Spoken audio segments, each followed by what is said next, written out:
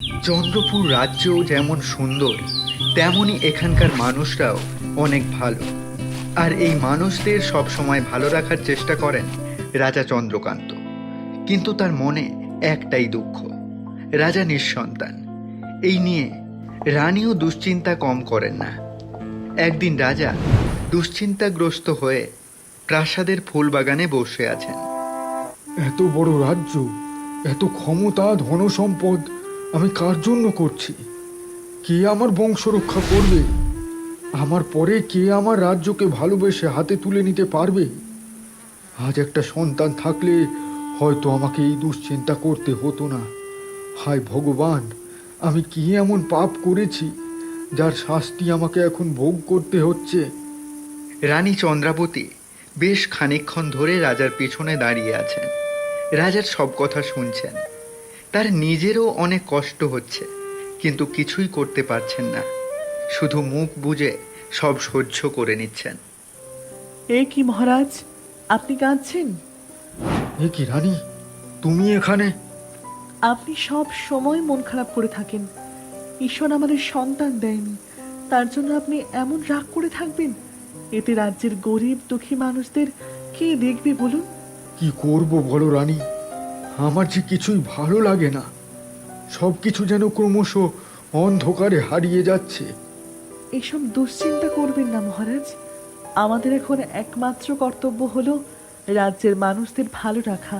তারাই আমাদের সন্তানের মতো। কিন্তু আমি না থাকলে এই রাজ্যের কি হবে রানী? কে আমার মতো এত যত্ন করে রাজ্যের ভালো মন্দ বিবেচনা করবে? আপনি অনেক ভালো মানুষ, আপনার রাজত্বে সবাই অনেক সুখে আছে। আমি আশা করি আমাদের অবর্তমানে নিশ্চয়ই ভালো কারোর হাতে এই রাজ্য তুলে দিতে পারবো। তাই যেন হয় রানী, তোমার কথাই যেন সত্যি হয়। রাজদরবারে মন্ত্রী সেই কখন থেকে আপনার জন্য অপেক্ষায় আছেন। যান, ওনার সাথে কথা বলে আসুন। রানীর কথা শুনে রাজা চন্দ্রকান্ত উঠে পড়ে। রাজপ্রাসাদটা ছিল চোখে পড়ার মতো, একেবারে যেন সোনা দিয়ে বাঁধানো।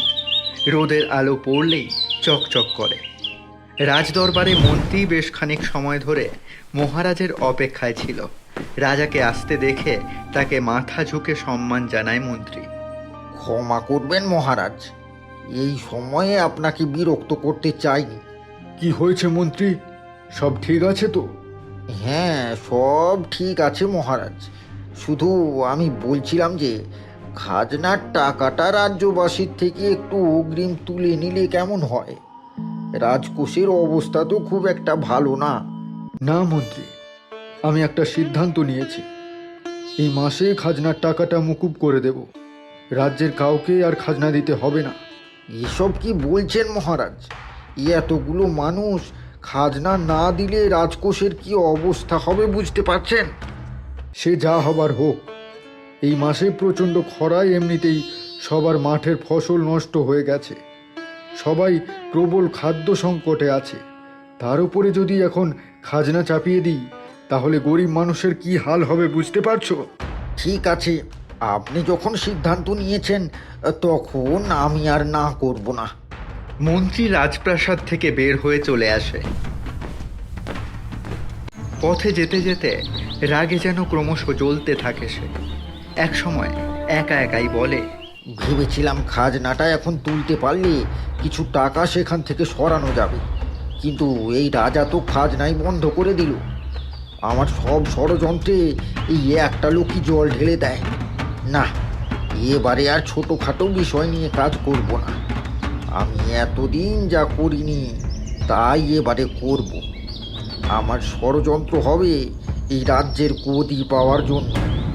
দেখি ওই রাজা চন্দ্রকান্ত কিভাবে আমাকে আটকায়। রাজ্যের শেষ প্রান্তে একটা বন আছে। সেই বনে একটা ছোট কুঁড়ে ঘর বানিয়ে থাকে এক মহা শক্তিশালী তান্ত্রিক। তার ভয়ে এই বনে রাজ্যের কেউ প্রবেশ করে না। সবাই বলাবলি করে এই তান্ত্রিকের সাথে রাজার কোনো পূর্ব শত্রুতা আছে, কিন্তু কী সেই শত্রুতা তা কেউ জানে না। রাত নামলেই তান্ত্রিক যজ্ঞ শুরু করে। রাজা চন্দ্রকান্ত, তোর বিনাশ আমার হাতেই হবে। তোর জন্য আমি সংসার ছেড়েছি, স্ত্রী পুত্র পরিবার সব ছেড়ে এসেছি শুধুমাত্র তোকে শাস্তি দেওয়ার জন্য। আমি শক্তিশালী হওয়ার চেষ্টা করছি, দিন রাত যজ্ঞ করছি। সুযোগ আমার কাছে অবশ্যই আসবে, সেদিন চিনতে পারবি এই আমি কে। তান্ত্রিক একটানা মন্ত্র পড়তে থাকে আর সেই সাথে যজ্ঞের আগুনে ঘি ঢালতে থাকে, আর তাতেই দাউ দাউ করে যজ্ঞের আগুনের লেলিহান শিখা জেগে ওঠে। ঠিক এই সময়ে কাঁচুমাচু অবস্থায় ভয়ে ভয়ে যজ্ঞের আগুনের পাশে এসে দাঁড়ায় চন্দ্রপুর রাজ্যের মন্ত্রী। কে রে তুই? বিনা অনুমতিতে এই বনে প্রবেশ করেছিস, তোর সাহস তো কম না। ক্ষমা করবেন তান্ত্রিক মশাই, আমি বড় বিপদে পড়ে আপনার কাছে এসেছি। যে একমাত্র আপনিই আমাকে সাহায্য করতে পারবেন, আর কেউ না। বল কি তোর বিপদ, আমি কি সাহায্য করতে পারি তোকে? আমি ওই রাজা চন্দ্রকান্ত আর রানী চন্দ্রাবতীকে বন্দি করতে চাই। আমার প্রতিটা কাজে ওরা জল ঢেলে দেয়, আমার ষড়যন্ত্র নস্যাৎ করে দেয়। চন্দ্রকান্ত, চন্দ্রকান্ত, চন্দ্রকান্ত, এই একটা নাম আমাকে 15 বছর যাবৎ কুড়ে কুড়ে খেয়েছে। আমি ওকে শেষ করার অনেক পথ খুঁজেছি, কিন্তু পাইনি। আজ নিজে থেকেই সেই সুযোগ এসে আমার হাতে ধরা দিয়েছে। এবার ওদের আমার হাত থেকে কেউ বাঁচাতে পারবে না। না তান্ত্রিক মশাই, আমি ওনাদের মারতে চাই না, শুধু বন্দি করে রাজ্যের দখল নিতে চাই। আপনি আমাকে শুধু এইটুকু সাহায্য করুন। ঠিক আছে, এই নে একটা রক্ত জবা। যে করেই হোক এই রক্ত জবা রাজা রানীর বিছানায় রেখে দিতে হবে। একবার এই জবা রাখা বিছানায় ঘুমোলেই রাজা রানী সব কিছু ভুলে যাবে। তুই যা করতে বলবি তাই করবে। ঠিক আছে তান্ত্রিক বাবা, আমি আপনার কথা মতো কাজ করব। কিন্তু সাবধান, এই জবার ক্ষমতা কিন্তু মাত্র একদিন, তাই যা করার ওই একদিনের ভিতরেই তোকে করতে হবে। অবশ্য তার আগে জবাটা সাবধানে রাজা রানীর বিছানায় রাখতে হবে। আমাকে পারতেই হবে তান্ত্রিক বাবা, এ শুধু আমার একার কাজ না, আমার হাত দিয়ে আপনারও কার্যসিদ্ধি। তান্ত্রিকের কাছ থেকে রক্ত জবাটা নিয়ে মন্ত্রী চলে যায়। তান্ত্রিকের বুক ফুঁড়ে যেন একটা দীর্ঘ নিঃশ্বাস বের হয়ে আসে। সেই সাথে যজ্ঞের আগুনটাও যেন কয়েক গুণ বেশি বেগে দাউ দাউ করে জ্বলে ওঠে, আর তান্ত্রিকের একটা বিকট অট্টহাসি বনের আকাশ বাতাস কাঁপিয়ে দিতে থাকে। সময় এসে গেছে, ওই রাজা চন্দ্রকান্তর শেষ হওয়ার সময় এসে গেছে। আমার প্রতিশোধ নেওয়ার সময় এসে গেছে। এবার দেখি রাজা চন্দ্রকান্ত, কে তোকে আর তোর রানীকে বাঁচায়।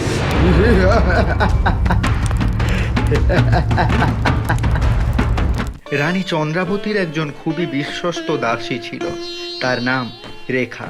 রেখা সব সময় রানীর দেখাশোনা করত, রানীর যাতে বিন্দুমাত্র অসুবিধা না হয় তার খেয়াল রাখত। রানী চন্দ্রাবতীও তাকে খুবই পছন্দ করতেন। এই রানীমা, মহারাজ তো সকাল থেকে কিছুই খেলেন না, রাতে ওনার জন্য কি খাবার আনবো? কি বলছো রেখা? মহারাজ সারা দিন না খেয়ে আছেন আর তুমি আমাকে কিছু বললি না? ক্ষমা করুন রানীমা, আমি আপনাকে বলতাম, কিন্তু মহারাজ আমাকে বারণ করেছেন। তুমি মহারাজের জন্য খাবার নিয়ে আসো, আমি ওনাকে ডেকে নিয়ে আসি। নিশ্চয়ই উনি এখনো বাগানে বসে আছেন। ঠিক আছে রানীমা। রানী চন্দ্রাবতী মহারাজকে ডেকে আনতে চলে যান, আর দাসী রেখা চলে যায় খাবার আনতে।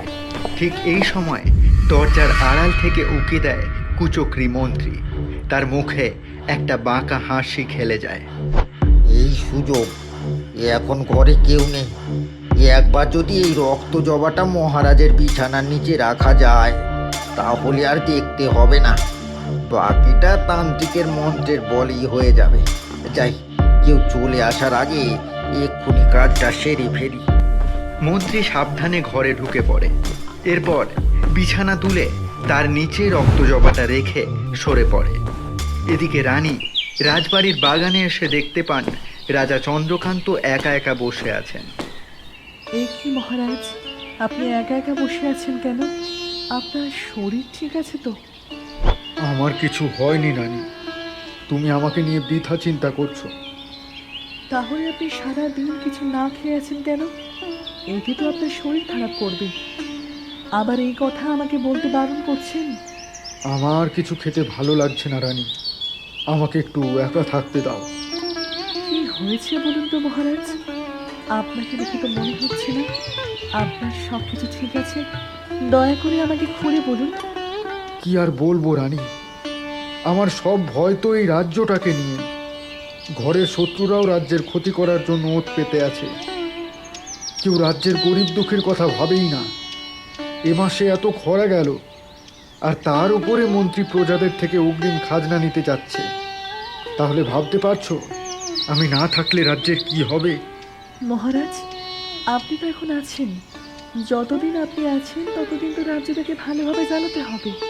আর আপনি খাওয়া দাওয়া এমন অনিয়ম করলে অসুস্থ হয়ে পড়বেন। হ্যাঁ রানী, তুমি ঠিক কথাই বলছো, কিন্তু কি করব বলো, বড় বেশি দুশ্চিন্তা হচ্ছে আজকাল। আর দুশ্চিন্তা করবেন না মহারাজ। আসুন, আপনার জন্য খাবার নিয়ে আসা হয়েছে। আমরা একসাথে খাবো, আসুন। রানী মহারাজ চন্দ্রকান্তকে নিয়ে প্রাসাদের উদ্দেশ্যে চলল। এদিকে খাবার নিয়ে ঘরে এসেছে দাসী রেখা। প্রতি রাতে সে মহারাজের বিছানা ঝাড়ু দেয়।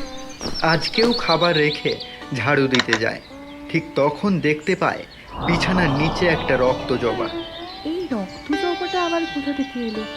এই রান্না কিনেছেন নাকি? কি জানি বাবা, বাইরে থেকেও তো উড়ে আসতে পারে। এখানে থেকে নোংরা হবে, তার থেকে ফেলে দিই। পরে রানীমা চাইলে না হয় বাগান থেকে এনে দেবো। যেমন কথা তেমন কাজ। দাসী রেখা রক্ত জবাটা বিছানার নিচ থেকে বের করে বাইরে ফেলে দেয়। ঠিক একটু পরে রাজা আর রানী ঘরে আসে। এই রানীমা, আমি মহারাজের জন্য সুস্বাদু খাবার নিয়ে এসেছি। নিন, আপনারা দুজনে এই খাবার খেয়ে নিন। নিন নিন মহারাজ, খাবারটা খেয়ে নিন। পরদিন খুব ভোরে মন্ত্রী রাজবাড়িতে এসে উপস্থিত হয়। রাজপ্রাসাদের প্রধান ফটকে তখনও সেনা ঘুমোচ্ছে। মন্ত্রীর ডাকে তার ঘুম ভাঙে। কি হয়েছে মন্ত্রী মশাই, আপনি এত সকালে? মহারাজ কি সকালে হাঁটতে বের হয়েছেন? প্রতিদিন তো মহারাজ হাঁটতে বের হন, কিন্তু আজকে তো বের হলো না। কি হলো বলুন তো মন্ত্রী মশাই? লেগেছে লেগেছে। মন্ত্রী নারে হতভাগা, মহারাজ বল, খেলা তো কেবল শুরু হয়েছে রে। মন্ত্রী নিজের মনে কথা বলতে বলতে রাজবাড়ির ভেতরে ঢুকে পড়ে। সেনাটি কিছু বুঝে উঠতে পারল না যে মন্ত্রী কি বলছে। তার কথা শুনে থ হয়ে দাঁড়িয়ে রইল। এদিকে তখনও রাজা আর রানীর অন্দরের দরজা বন্ধ। মন্ত্রী এসে দরজা ধাক্কাতে শুরু করে। এই চন্দ্রকান্ত, চন্দ্রকান্ত, ওঠ বলছি, তোর খেলা শেষ, বের হওয়া বলছি। কি করছেন মন্ত্রী মশাই? আপনি কি পাগল হয়ে গেছেন নাকি? চুপ করুন। কি আমাকে পাগল বলা? এক্ষুনি আমি তোর গর্দান নেব। এসব কি বলছেন? ঠিক এই সময়ে মহারাজ চন্দ্রকান্ত দরজা খুলে বাইরে আসে। তার চোখে মুখে প্রচণ্ড রাগ। তাকে এই অবস্থায় দেখে মন্ত্রীও বেশ ঘাবড়ে যায়। কি করবে সে ঠিক বুঝে উঠতে পারে না। এসব কি হচ্ছে মন্ত্রী? পাগল হয়ে গেলে নাকি? আমাকে নাম ধরে ডাকছো? না মানে ইয়ে মহারাজ, আমি তো ডাকতে চাইনি, কিন্তু কি যে হলো। তোমাকে এখনই আমি বন্দি করব। আমার মন্ত্রী হয়ে তুমি আমাকে অকথ্য ভাষায় কথা শোনাবে? ক্ষমা করে দিন মহারাজ, আর কখনো এমন হবে না। আসলে একটু ভুল বোঝাবুঝি হয়ে গেছে, আর হবে না। বাড়িতে গিয়ে ঘুমাও। আমার মনে হচ্ছে রাতে না ঘুমিয়ে উল্টো পাল্টা চিন্তা করার কারণে তোমার এই অবস্থা হয়েছে। ঠিক আছে মহারাজ, তাই যাই।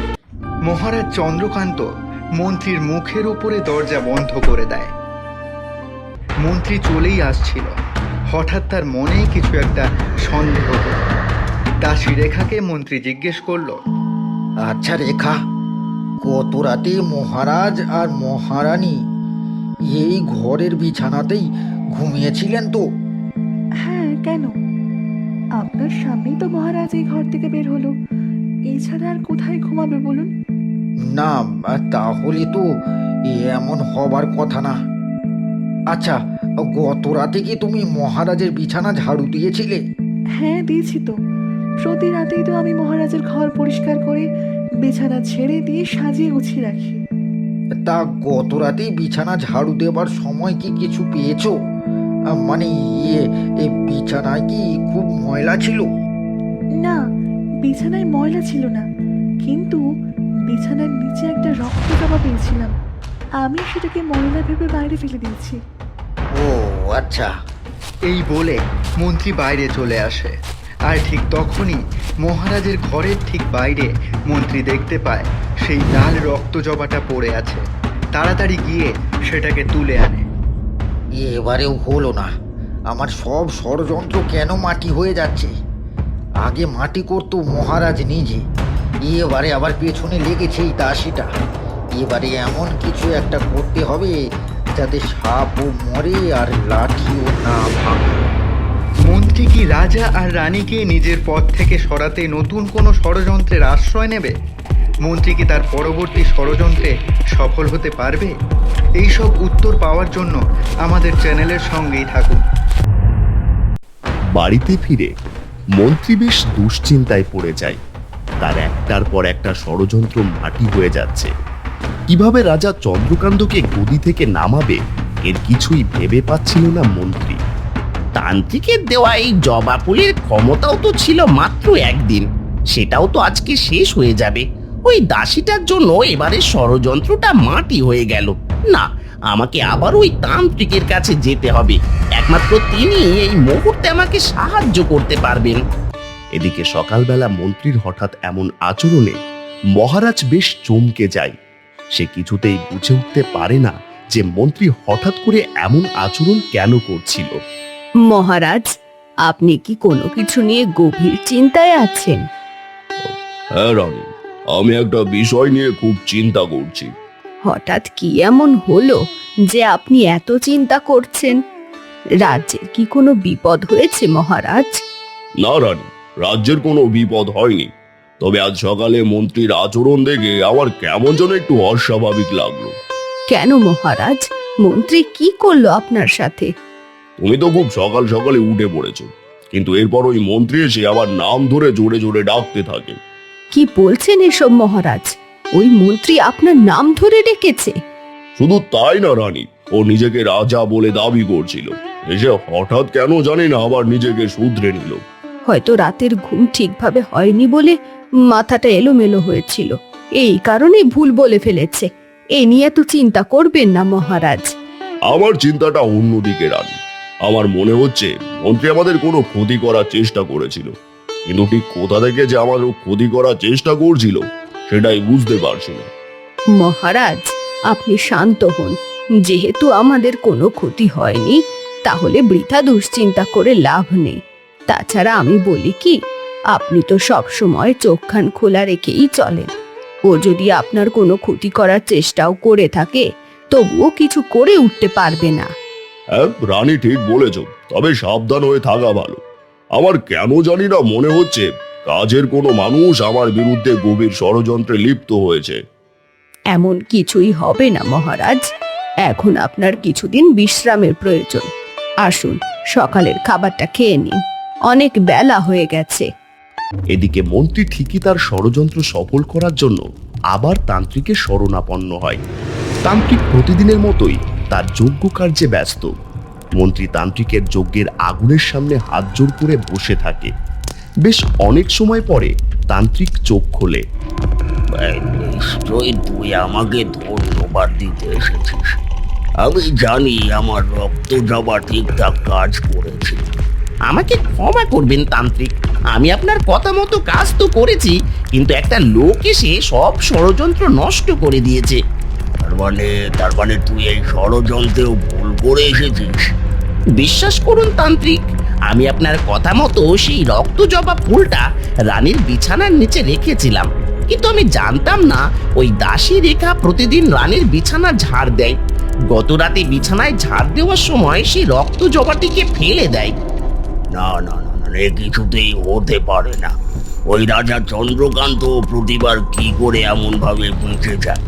আমার শক্তির মাঝে কিভাবে এমন বাধা আসতে পারে? মহারাজ চন্দ্রকান্ত আর আমাদের মাঝে ওই এক দাসী বাধা হয়ে আছে। আগে ওকে আমাদের পথ থেকে সরাতে হবে, তবে আমরা মহারাজ চন্দ্রকান্ত অব্দি পৌঁছে যেতে পারবো। চিন্তা করিস না, এবার আমি ওই দাসীকে সরানোর ব্যবস্থা করছি। এই বলে তান্ত্রিক চোখ বন্ধ করে আগুনের ভিতর নিজের ডান হাত ঢুকিয়ে দেয়। মন্ত্রী রীতিমতো অবাক হয়ে তাকিয়ে দেখতে থাকে এই দৃশ্য। একটু পরে তান্ত্রিকের হাতে একটা ছোট্ট ঘুঁটি চলে আসে। রাজ্যের শেষ প্রান্তে একটা শুকনো কুয়ো আছে। ওই কুয়ো এই ঘটির জল ঢেলে দিতে হবে। কুয়োর ভিতরে এই জল পড়ার সাথে সাথে কুয়োটা জলে ভর্তি হয়ে যাবে। এরপরে যে করে হোক ওই দাসীকে জল স্পর্শ করাতে হবে। স্পর্শ করলে কি হবে তান্ত্রিক? তাহলেই কি ও আমাদের পথ থেকে দূর হয়ে যাবে? হ্যাঁ, এই জল স্পর্শ করার সাথে সাথে ওই দাসী একটা পদ্ম ফুল হয়ে ওই কুয়োর জলে ভেসে থাকবে। তখন তোর আর মহারাজ চন্দ্রকান্তের মাঝে আর কোনো বাধা থাকবে না। তখনই আমি খুব সহজে আমার ষড়যন্ত্র সফল করে ফেলতে পারবো। একদমই তাই। তবে সাবধান, এই ষড়যন্ত্র যেন ভেস্তে না যায়। আমার অনেক সাধনা থেকে প্রাপ্ত ফল আমি তোর হাতে তুলে দিলাম। তান্ত্রিক মন্ত্রীর হাতে জল ভর্তি ছোট্ট ঘটিটা তুলে দেয়, সাথে দিয়ে দেয় আগের দিনের মতোই একটা লাল রক্ত জবা। মন্ত্রী খুশি মনে তান্ত্রিকের কাছ থেকে বিদায় নিয়ে চলে যায়। এবার দেখবো মহারাজ চন্দ্রকান্ত, তোমার আর আমার শক্তির ভেতর কে বাঁধা হয়ে দাঁড়ায়। আমি জানি এবার তোমার পতন সুনিশ্চিত। রাজা চন্দ্রকান্ত বেশিরভাগ সময় রাজ্যের বাগানে বসে থাকেন। সকালের খাওয়া দাওয়া শেষ করে এমনই তিনি বসে আছেন, হঠাৎ দেখতে পান একটা তোতা গাছের উপর বসে কথা বলে উঠেছে। মহারাজ সাবধান, সব হবে খান খান। বাহ তোতা, তুমি তো দারুণ করে কথা বলতে পারো। আমার অনেক দিনের শখ একটা কথা বলা তোতা পুষবো। মহারাজ করছি আমি শপথ, সামনে আপনার বিপদ। আমার বিপদ? কিন্তু তুমি সেটা কি করে জানলে তোতা? আমি সব জানি, রাজ্যে কানাকানি। বিপদ আপদ সম্পর্কে জানি না, কিন্তু তোমার কথা শুনে আমার মনটা একেবারে ভালো হয়ে গেছে। তুমি এখন থেকে আমার সাথে এই রাজবাড়িতেই থেকে যাও। ঠিক আছে মহারাজ, আমি থাকবো, আপনাকে আপদ বিপদ থেকে বাঁচাবো। সব সময় দুঃখ আর দুশ্চিন্তা নিয়ে থাকা মহারাজ চন্দ্রকান্তের মুখে এক মুহূর্তে হাসি ফুটে ওঠে। একরাশ আনন্দ নিয়ে তিনি তোতার সাথে কথা বলতে থাকেন। এদিকে মন্ত্রী তান্ত্রিকের কথা মতো রাজ্যের শেষ প্রান্তে সেই শুকনো কুয়োর কাছে এসে পৌঁছায়। এটাই মনে হচ্ছে তান্ত্রিকের বলা সেই শুকনো কুয়ো। এবার তার কথা মতো ওই কুয়োর ভিতরে ঘটির জল ফেলে দিতে হবে। শুকনো কুয়োর ভিতর ঘটির জল ফেলতেই গোটা কুয়ো একেবারে জলে ভর্তি হয়ে যায়। সাথে সাথে মন্ত্রীর মুখে একটা কুটিল হাসি ফুটে ওঠে। ষড়যন্ত্রের জাল একদম ঠিকঠাক ভাবেই বিছিয়ে চলেছি। মনে হচ্ছে না যে এবার ওই মহারাজ চন্দ্রকান্ত কোনোভাবে পার পাবে। আপাতত এখানেই কাজ শেষ, বাকি কাজটাই বা রাজবাড়িতে গিয়ে করতে হবে। বেলা গড়িয়ে বিকেল হয়। মহারাজ তখনও তার কক্ষে বসে ওই তোতার সাথে কথা বলে চলেছে। রানী কক্ষে ঢুকে মহারাজের পাশে দাঁড়ায়। কি হলো মহারাজ, এই তোতাটাকে আপনি কোথায় পেলেন? সারাদিন দেখছি এই তোতার সাথেই কথা বলে যাচ্ছেন। খুবই ভালো একটা কথা বলা তোতা পেয়েছি রানী। আমার অতীত, বর্তমান, ভবিষ্যৎ সবকিছু একেবারে গড় গড় করে বলে দিচ্ছে। যাক, এবার তাহলে আপনাকে সঙ্গ দেওয়ার মতো কেউ একজন হলো। হ্যাঁ, তা যা বলেছ রানী, কিন্তু এই তোতা বলছে আমার সামনে নাকি বড় বিপদ আছে। শুনে তো আমি আবার দুশ্চিন্তায় পড়ে গেলাম। আপনি সামান্য তোতার কথায়ও দুশ্চিন্তায় পড়ে গেলেন মহারাজ? সব কথা কি আর ধরতে আছে? হ্যাঁ, তা তুমি অবশ্য ঠিকই বলেছ। আচ্ছা ঠিক আছে, আমি আর বৃথা দুশ্চিন্তা করব না। আমি যাই মহারাজ, সন্ধ্যা হয়ে গেছে, কিছু ফুল কুড়িয়ে আনতে হবে। এদিকে প্রাসাদের বাইরে গোপনে এক সেনার সাথে কথা বলে মন্ত্রী। লোকচক্ষুর আড়াল হওয়ায় কেউ এই বিষয়টা লক্ষ্য করে না। তোকে শুধু এই কাজটাই করতে হবে। আমি রানীমাকে ডেকে নিয়ে যাব। এই সময়টুকুর মধ্যে তোকে এই রক্ত জবা ফুলটা রানীর ফুলের ডালিতে রেখে দিতে হবে। ক্ষমা করবেন মন্ত্রী মশাই, কিন্তু আমার মনে হচ্ছে এই কাজটা করা ঠিক হবে না। এত ঠিক বেটি দেখতে যাস না সেনা, তাহলে কিন্তু তোর পরিণতি খুবই খারাপ হয়ে যাবে। শুধু এইটুকু শুনে রাখ, আগামীকাল সকালের ভিতর আমি এই রাজ্যের রাজা হয়ে যাব। আর আজ তুই আমার কথা না শুনলে কাল সকালে তোর কি হাল হবে সেটা তুই ভালো করেই বুঝতে পারছিস। না মন্ত্রী মশাই, দয়া করুন আমাকে, আমার কোনো ক্ষতি করবেন না। আপনি যেমন বলবেন আমি ঠিক তেমন কাজ করব। এই তো ভালো ছেলের মতো কথা, আমি ঠিক যেমনটা বলেছি তেমনটাই করতে হবে। প্রতিদিন সন্ধ্যা পুজো দেওয়ার সময় রাজবাড়ির বাইরে গিয়ে একটা ফুলের গাছ থেকে রানী রক্তজবা ফুল তুলে আনে। আজকেও রানী প্রাসাদ থেকে বেরিয়ে এসেছে। কয়েকটা রক্তজবা ফুল ছিঁড়তেই ডালিটা ভরে যায়। এরপরে রানী প্রাসাদের দিকে পা বাড়াতে যাবে, ঠিক এই সময় মন্ত্রী এসে তার সামনে দাঁড়ায়। এ কি মন্ত্রী, তুমি এখানে এই সময়? ক্ষমা করবেন রানীমা, আসলে আমি আপনাকে একটা জরুরি কথা বলতে এসেছি। আমার সাথে জরুরি কথা? কি হয়েছে বলো তো মন্ত্রী। রানীমা, আপনি ফুলের ডালিটা এখানে রেখে একটু এইদিকে আসুন। মন্ত্রীর কথায় রানী প্রথমে ইতস্তত করলেও পরে সে কথা মতো ফুলের ডালিটা রেখে একটু পাশে চলে আসে। আর এই সুযোগটাই নিয়ে নেয় সেই সেনা। চুপি চুপি সে ঝোপের আড়াল থেকে বের হয়ে রানীর ফুলের ডালির পাশে এসে দাঁড়ায়। রানীকে মন্ত্রী মশাই কথার জালে ব্যস্ত রেখেছেন, এটাই সুযোগ। এবারে মন্ত্রীর কথা মতো এই রক্তজবা ফুলটা এই ডালিতে রেখে দিতে হবে। সেনা সাবধানে মন্ত্রীর দেওয়া রক্তজবা ফুলটা রানীর ডালিতে রেখে দেয়। তারপর আবার চুপি চুপি ঝোড়ের আড়ালে লুকিয়ে পড়ে। এদিকে রানীকে একটু পাশে সরিয়ে এনে মন্ত্রী বলতে শুরু করে। কিছু মনে করবেন না রানীমা, আসলে আমার এই কদিন ধরেই মনে হচ্ছে মহারাজ নিশ্চয়ই অনেক দুশ্চিন্তায় আছেন। হ্যাঁ মন্ত্রী, তুমি একদম ঠিক ধরেছ। মহারাজ আজ কদিন ধরে তার জীবনে আসন্ন কোনো বিপদ নিয়ে খুবই দুশ্চিন্তায় আছেন। এতে করে প্রতিদিন তিনি একটু একটু করে অসুস্থ হয়ে পড়ছেন। রানীমা, মহারাজের এই দুশ্চিন্তা দূর করার পথ আমার একটা জানা আছে, তবে কাজটা ঠিকভাবে করতে হবে। কি করতে হবে বলো মন্ত্রী। আমাদের রাজ্যের শেষ প্রান্তে একটা কুয়ো আছে, সেই কুয়ো জলে ভর্তি। ওই কুয়ো থেকে এক ঘটি জল এনে যদি মহারাজকে খাওয়ানো হয়, আর ওই দিনে সব পুজোর ফুল যদি বিছানার নিচে রেখে ঘুমানো হয়, তবেই মহারাজের সমস্ত দুশ্চিন্তা দূর হয়ে যাবে। কিন্তু মন্ত্রী, এখন তো অনেক রাত হয়ে গেছে, পূজার ফুলের ব্যবস্থা না হয় হয়ে গেছে, কিন্তু এই সময় আমার একা একা ওই কুয়ার পাড়ে যাওয়াটা তো নিরাপদ হবে না। তুমি বরং একটা সেনা পাঠিয়ে দিয়ে ওই কুয়া থেকে জল নিয়ে আসো। এমনটা করা যাবে না রানীমা, এমন হলে তো আমি নিজেই নিয়ে আসতে পারতাম। ওই কুয়োর জল এমন কোনো মেয়ে মানুষকে গিয়ে আনতে হবে। তাহলে তো বেশ বিপদ হয়ে গেল। আমি ছাড়া আর কে ওই কুয়া থেকে জল আনতে যাবে? রানীমা, আপনি চাইলে আপনার দাসী রেখাকে ওই কুয়োয় জল আনতে পাঠাতে পারেন। হ্যাঁ, এটা ভালো বলেছ। আচ্ছা ঠিক আছে, আমি এক্ষুনি গিয়ে রেখাকে পাঠাচ্ছি। রানী ব্যস্ত পায়ে প্রাসাদের ভেতর চলে যায়। সে চলে যেতেই আড়াল থেকে বের হয়ে আসে সেই সেনা। মন্ত্রী মশাই, একদম আপনি যেমনটা বলেছিলেন আমি ঠিক তেমনটাই করে দিয়েছি। দয়া করে এবার আর আপনি আমার কোনো ক্ষতি করবেন না। নিশ্চিন্তে থাক, তোর কোনো ক্ষতি হবে না। আগামীকাল থেকে আমি এই রাজ্যের নতুন রাজা, তোর উপর সব সময় আমার সুদৃষ্টি থাকবে। আপাতত আমার কাজ শেষ, এখন যা হওয়ার সব আপনা থেকেই হয়ে যাবে। সবই তো শুনলে, এখন রাত নামার আগে তাড়াতাড়ি গিয়ে ওই কুয়া থেকে এক ঘটি জল নিয়ে এসো।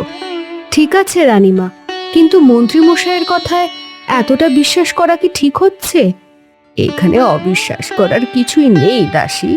তাছাড়া ও তো সামান্য এক ঘটি জল আনতে বলেছে, এখানে আমি খারাপ কিছু দেখতে পাচ্ছি না। ঠিক আছে রানীমা, যেমন আপনার ইচ্ছে, আমি গিয়ে নিয়ে আসছি। দাসী রেখা ঘুঁটি নিয়ে রাজ্যের শেষ প্রান্তে সেই কুয়োর কাছে জল আনতে যায়।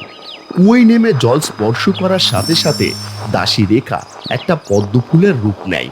সময় গড়িয়ে রাত গভীর হয়। মন্ত্রীর কথা মতো রানী পুজোর ফুলগুলো বিছানার নিচে রেখে দেয়। অনেক রাত হয়ে যাওয়ার পরেও দাসী রেখা ফিরছে না দেখে রাজা চন্দ্রকান্ত ও রানী ঘুমিয়ে পড়ে।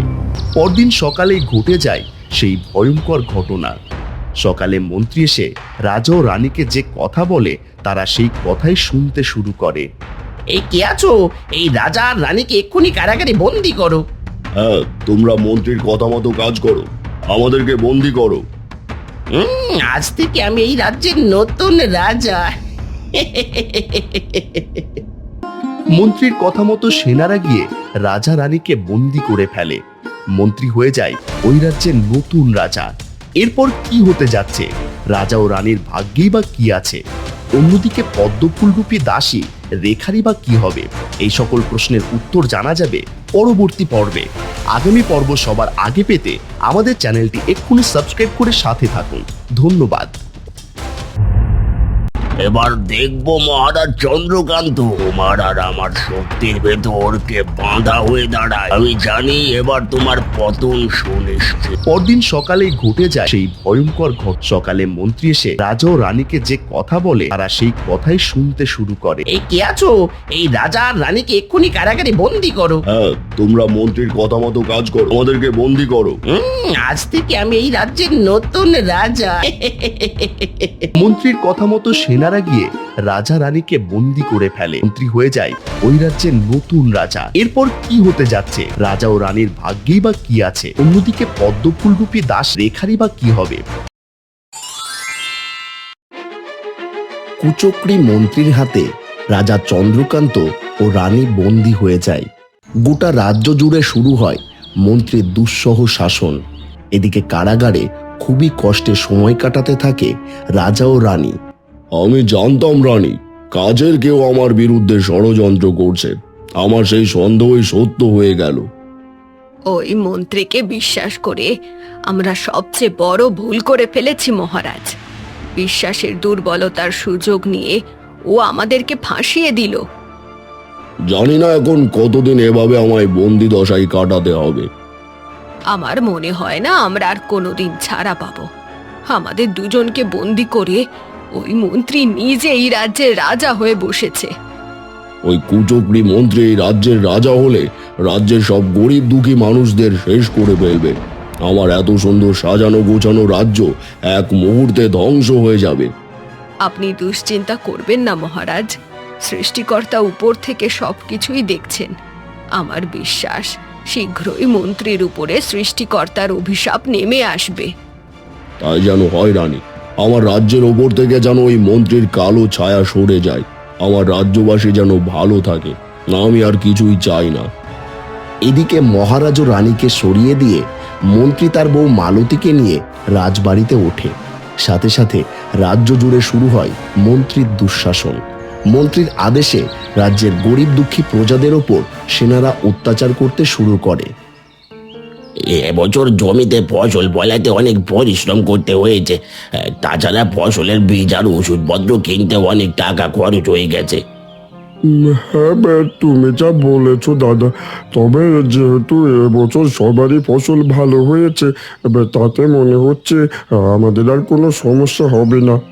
হ্যাঁ, আমিও ঠিক এই কথাই ভাবছি। তবে হঠাৎ করে আমাদের রাজা কারাগারে বন্দি হয়ে গেলে তার পরিবর্তে মন্ত্রী রাজা হয়ে বসেছেন।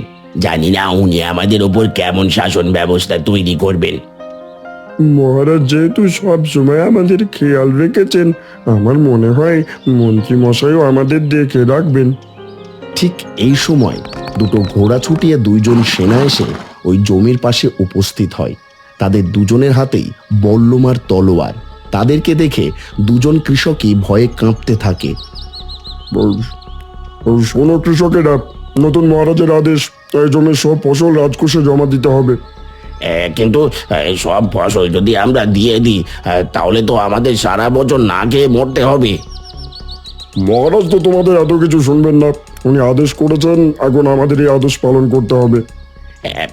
না, আমাদের কষ্ট করে ফলানো ফসল আমরা এভাবে কিছুতেই দিয়ে দেব না। তাই বুঝি? মহারাজ কিন্তু এটাও বলে দিয়েছেন যে কেউ যদি ফসল দিতে না চায় তাহলে তার সাথে কেমন ব্যবহার করতে হবে। সে আপনারা মহারাজের কথা মতো যেমন খুশি তেমন ব্যবহার করতে পারেন, কিন্তু জমি থেকে একটা ফসলও কোথাও যাবে না। তবে রে, মহারাজের আদেশের উপর এত বড় কথা, তবে দেখ তোদের কি হাল হয়। বলতে না বলতেই দুজন সশস্ত্র সেনা ওই লোক দুটোর ওপর ঝাঁপিয়ে পড়ে। বল্লমের আঘাতে কিছুক্ষণের ভেতরেই ওই লোক দুটো মাটিতে লুটিয়ে পড়ে। সেনা দুজন তখন ফসল ভর্তি বস্তাগুলো ঘোড়ার পিঠে তুলে রাজবাড়ির দিকে ছুটে চলে যায়। আমাদের ওপর কি সর্বনাশ নেমে এলো! যে রাজ্যে আমরা একসময় এসে খেলে দিন কাটাতাম, আর আজ সেই রাজ্যে মহারাজের আদেশে গরিব দুঃখীদের ফসল কেড়ে নেওয়া হচ্ছে। এই রাজ্য আমাদের জন্য নয়, অন্তত প্রাণে বেঁচে থাকতে হলে আমাদেরকে এই রাজ্য ছেড়ে দূরে কোথাও চলে যেতে হবে। হ্যাঁ, চলো, আর এক মুহূর্তে এই রাজ্যে আমরা থাকবো না। এদিকে রাজবাড়িতে মন্ত্রীর একের পর এক আদেশে সেনারা গরিবদের ওপর শোষণ করে রাজকোষ ভর্তি করে ফেলে। বলো সেনা, এখন রাজকোষে ধন সম্পত্তির পরিমাণ কত? মন্ত্রীমশাই, রাজপ্রাসাদে রাজকোষে এখন উপচে পড়া ধন সম্পত্তি, কিন্তু একটা সমস্যা হয়ে গেছে। সমস্যা কি হয়েছে বলো তো সেনা? ক্ষমা করবেন মন্ত্রীমশাই, আপনার আদেশ কার্যকর করতে গিয়ে এখন রাজ্যের অসংখ্য মানুষ রাজ্য ছেড়ে চলে যাচ্ছে। রাজ্য ক্রমে ফাঁকা হয়ে যাচ্ছে। সে নিয়ে তোমাকে একদম চিন্তা করতে হবে না। তুমি শুধু আমার আদেশ কার্যকর করো। রাজ্যে প্রজারা থাকুক বা না থাকুক তাতে আমার কিছুই যায় আসে না। আমি শুধু অঢেল ধন সম্পত্তি চাই। ঠিক আছে মন্ত্রীমশাই, তাই হবে। আমি রাজ্যবাসীর কাছ থেকে আরো ধন সম্পত্তি নিয়ে এসে রাজকোষ ভর্তি করব। এদিকে কারাগারের ভেতর রাজা চন্দ্রকান্ত ও রানী খুবই খারাপ সময় কাটাচ্ছে। সকাল গড়িয়ে কখন দুপুর হয় আর দুপুর গড়িয়ে কখন বিকেল হয়, এর কোনো খবরই রাজা ও রানী চার দেওয়ালের মধ্যে জানতে পারেন না। মহারাজ, আমার সেই কখন থেকে প্রচন্ড তৃষ্ণা পেয়েছে। একটু জল খেতে না পারলে মনে হচ্ছে বুকটা ফেটে যাবে। কিন্তু রানী, আমি এই কারাগারে এখন জলের ব্যবস্থা করব কোথা থেকে? এই দুষ্টু মন্ত্রী আমাদের খাওয়ার জন্য এতটুকু জল দেয়নি। মহারাজ, যে করেই হোক একটা কিছু ব্যবস্থা করুন, আমি আর সহ্য করতে পারছি না। তুমি একটু শান্ত হও রানী, আমি দেখছি কি করা যায়। মহারাজ চন্দ্রকান্ত উন্মাদের মতো কারাগারের চারপাশে ছোটাছুটি করতে থাকে, কিন্তু কোথাও এক ফোঁটা জল পায় না। এদিকে রানীর অবস্থা ক্রমাগত খারাপ হয়ে যেতে থাকে। মহারাজ, আমি আর পারছি না, আমার হাত পা অবশ হয়ে আসছে। যে করেই হোক একটু জল খেতে দিন আমাকে। হে সৃষ্টিকর্তা, এ তুমি আমায় কোন পরীক্ষায় ফেললে? আমার রানী তৃষ্ণায় ছটফট করছে, অথচ আমি তার জন্য কিছুই করতে পারছি না। হে সৃষ্টিকর্তা, তুমি আমার প্রাণ কেড়ে নাও, বিনিময়ে আমার রানীর তৃষ্ণা নিবারণ করে তাকে বাঁচাও। ঠিক এই সময় একটা ঘটনা ঘটে। একটা চাদর গায়ে দিয়ে এক সেনা এসে কারাগারের সামনে উপস্থিত হয়। তার চাদরের ভেতর থেকে বের হয়ে আসে এক ঘুঁটি জল। মহারাজ, যত দ্রুত সম্ভব এই জলটুকু রানীমাকে খেতে দিন। জল? তুমি আমাদের জন্য জল নিয়ে এসেছো? কিন্তু কে তুমি? মহারাজ, আমি আপনাকে সবকিছু বলবো, কিন্তু রানীমার অবস্থা খুবই খারাপ। আগে জল খাইয়ে তার প্রাণ বাঁচান। ঠিক আছে রানী, এদিকে এসো, দেখো তোমার জন্য জল নিয়ে আসা হয়েছে। জলের কথা শোনা মাত্র রানী ছুটে আসে। এরপর কারাগারের ভেতর থেকে রানী দুই হাত পেতে দাঁড়ায়। বাইরে থেকে সেই অজ্ঞাত লোকটি ঘটির জল রানীর হাতে ঢেলে দেয়। রানী ঢকঢক করে ঘটির সব জল খেয়ে ফেলে। তুমি আমাকে বাঁচালে, কিন্তু তুমি এমন চাদরের আড়ালে আছো কেন? কে তুমি? আমি আপনাদের রাজ্যের এক সাধারণ সেনা। আমি জানতাম ওই মন্ত্রী আপনাদের কারাগারে অসম্ভব কষ্ট দেবে, তাই দূর থেকেই আপনাদের আমি খেয়াল রাখছি। সত্যি সেনা, তুমি না থাকলে আজকে হয়তো রানীকে আমি বাঁচাতে পারতাম না। মহারাজ, আমি নিজেকে লুকিয়ে আপনাদের সাথে দেখা করতে এসেছি। মন্ত্রীমশাই যদি এই কথা জানতে পারে তাহলে আমার অবস্থাটা কি হবে সবটাই তো বুঝতে পারছেন। হ্যাঁ সেনা, আমি বুঝতে পারছি। আমি আর তোমাকে এখানে বেশিক্ষণ ধরে রাখবো না। শুধু একটা কথা জানতে চাচ্ছি, আমার রাজ্যের প্রজারা কেমন আছে? রাজ্যের প্রজারা ভালো নেই মহারাজ। ওই মন্ত্রী রাজ্যের গরিব দুঃখীদের ওপর অকথ্য নির্যাতন শুরু করেছে। তাদের শোষণ করে সব ধন সম্পত্তি আর ফসল কেড়ে এনে রাজকোষ ভর্তি করতে শুরু করেছে। এ সৃষ্টিকর্তা, এ তুমি আমায় কি শোনালে? যে প্রজাদের জন্য আমি নিজের জীবন পর্যন্ত দিয়ে দিতে প্রস্তুত ছিলাম, আমার রাজ্যে সেই প্রজার আজকে এত বড় বিপদে আছে। আমাকে তুলে নাও সৃষ্টিকর্তা, আমাকে তুলে নাও। না মহারাজ, আপনাকে বেঁচে থাকতে হবে। এই রাজ্যের জন্য আর রাজ্যের প্রজাদের জন্য আপনাকে বাঁচতেই হবে। ওই মন্ত্রীকে যে আপনার কঠিন শাস্তি দিতে হবে। জানি না ওই দিন আর কখনো আসবে কিনা। নিশ্চয়ই আসবে মহারাজ, আপনি ভুলে যাবেন না। আপনি একা না, আপনার পেছনে আমরা অনেকেই আছি। আপনি শুধু ধৈর্য ধরে থাকুন, আর আপনার যে কোনো সমস্যায় আমি আপনাদেরকে সাহায্য করব। ঠিক আছে সেনা, তাই হবে। আমিও তোমার অপেক্ষায় থাকবো। আমি এখন আসি মহারাজ, কেউ এসে আমাকে দেখে ফেললে সর্বনাশ হয়ে যাবে। আবার সুযোগ বুঝে কখনো চলে আসব। এই বলে সেনাটি আবার তার সারা শরীর চাদরে মুড়িয়ে নেয়। তারপর ঘটিটা হাতে তুলে নিয়ে ব্যস্ত পায়ে হেঁটে দূরে মিলিয়ে যায়। আমি জানতাম মহারাজ, মন্ত্রী ষড়যন্ত্র করলেও এই রাজ্যের সবাই আপনার বিপক্ষে ষড়যন্ত্র করতে পারে না। হ্যাঁ রানী, এই সেনার কথা শুনে মনে হচ্ছে আমাদের আরো অনেকদিন বাঁচতে হবে। যাই হয়ে যাক না কেন মহারাজ, আমরা শুধু ধৈর্য আর সাহস নিয়ে দাঁতে দাঁত কামড়ে টিকে থাকবো। এদিকে রাজা চন্দ্রকান্তকে সরিয়ে মন্ত্রীর নতুন রাজা হওয়ার খবর তান্ত্রিকের কানে পৌঁছে গেছে। এই খবর শুনতেই তান্ত্রিক প্রচন্ড অট্টহাসিতে ফেটে পড়ে। মহারাজ চন্দ্রকান্ত, 10 বছর আগের কথা চিন্তা করে দেখ এখন। সেদিন আমি বলেছিলাম না, শাস্তি আমি তোকে অবশ্যই দেব। দেখ আজকে আমার সেই প্রতিশোধ পূর্ণ হয়েছে। আমার ওপরে তুই যে অন্যায় করেছিলি তার শাস্তি হিসেবে আজ তুই কারাগারে। 10 বছর আগে সেদিন কি হয়েছিল সেটা তুই ভুলে যেতে পারলেও আমি এখনো ভুলতে পারিনি। 10 বছর আগের অতীতের কথা মনে করার চেষ্টা করে তান্ত্রিক। কি হতে যাচ্ছে এরপর? তান্ত্রিকের জীবনে কি ভয়াবহ অতীত রয়েছে, যার কারণে মহারাজ চন্দ্রকান্ত ও রানীকে কারাগারের অন্ধকারে শাস্তি ভোগ করতে হচ্ছে? এই প্রশ্নের উত্তর জানা যাবে গল্পের পরবর্তী পর্বে। আগামী পর্ব সবার আগে পেতে আমাদের চ্যানেলটি এখনই সাবস্ক্রাইব করে সাথেই থাকুন। আমাদের গল্পটি কেমন লাগলো তোমরা কমেন্ট করে জানাবে। আর যদি ভালো লাগে তাহলে লাইক, শেয়ার, সাবস্ক্রাইব করবেন। ধন্যবাদ।